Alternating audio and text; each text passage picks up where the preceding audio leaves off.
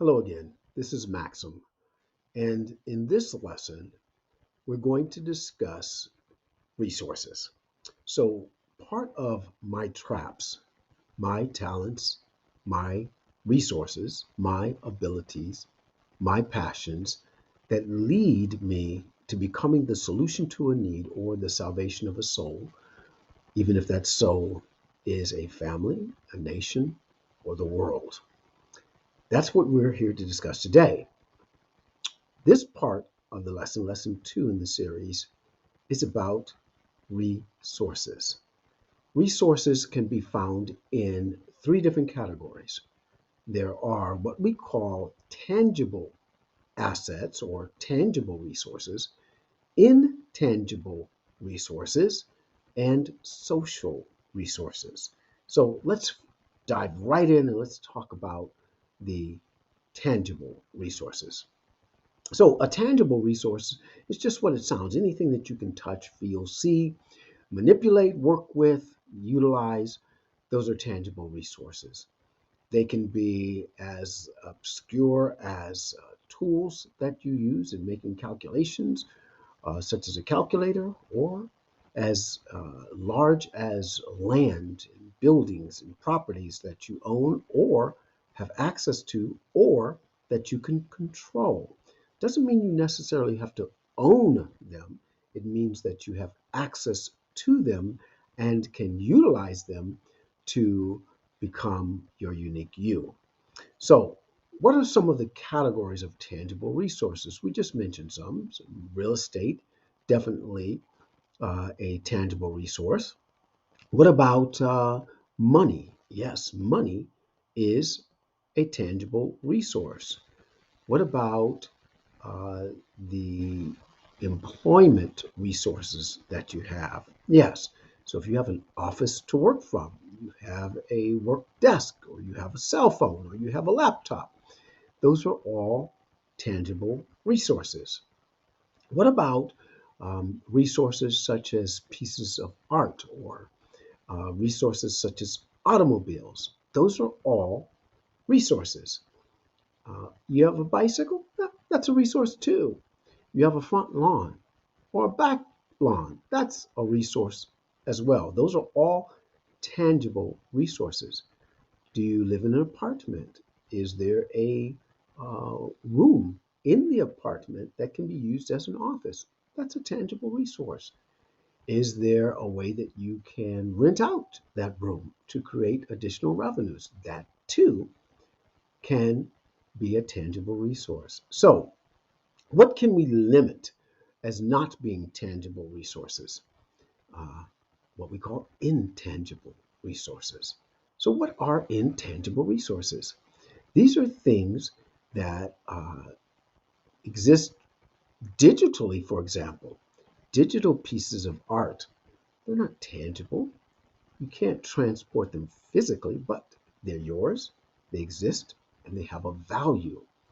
Copyrights that you own or control, literary works that you own or control, digital assets that you own or control, including cryptocurrencies. These are things that are digital. You can't touch them yet. They have value, they are real. Also, this could include recordings, um, videos, things that can be streamed, or things that can create value. These are all intangible assets. You can't get in them and drive them away. You can't move them around, and yet they exist, and they exist for your benefit. They are just as valuable in some cases, if not more valuable, than some of your physical assets. Let's talk about the social assets, right? These are things like goodwill, meaning you have a great reputation, you have credit, people are willing to give you money, lend you money based upon your name, your reputation. So if you have a great credit rating, yeah, that is a social asset because that is used for you to work in and with banking systems, lenders, private lenders, and things to get things done that you may need to get done. Included in this category, by the way, are your social feeds, such as your LinkedIn account, your TikTok account, your uh, Facebook account, the number of followers you have, the number of people you can influence by the way that you live your life. That also can create revenues for you, streams of revenues, ongoing revenues. Everything that is socialized can also be an asset to you. That would even include your ability to communicate, your voice. Yes, that's not a tangible thing. That may not even be an intangible thing, but your voice carries weight. It influences people. It can be used as an asset. Also, in your social asset, keep this in mind, your family. Your family is one of the greatest social assets that you have. Your church can be a social asset. Your community, your government, all of these are social assets to you. The fact that you come from a great nation and that you're here, part of a great nation, those too can be social assets.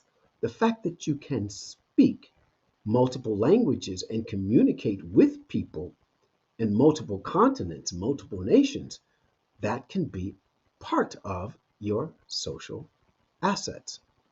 So when you sit down and you begin to write down your resources, here's what I would like to see you do. Take a piece of paper and at the top write out resources. On that page, write out every physical resource or physical or tangible resource that you have. Everything around you that has any value at all. It could be your laptop, it could be your smartwatch or your smartphone. Anything around you, the space that you have on the walls of your home, right? All of those things, the pans that you cook with, all of these things are tangible resources. They're real. You can touch them, you can use them, you can make things with them. Those are tangible resources. Write down everything that you have. Now, admittedly, this is going to be a very long list.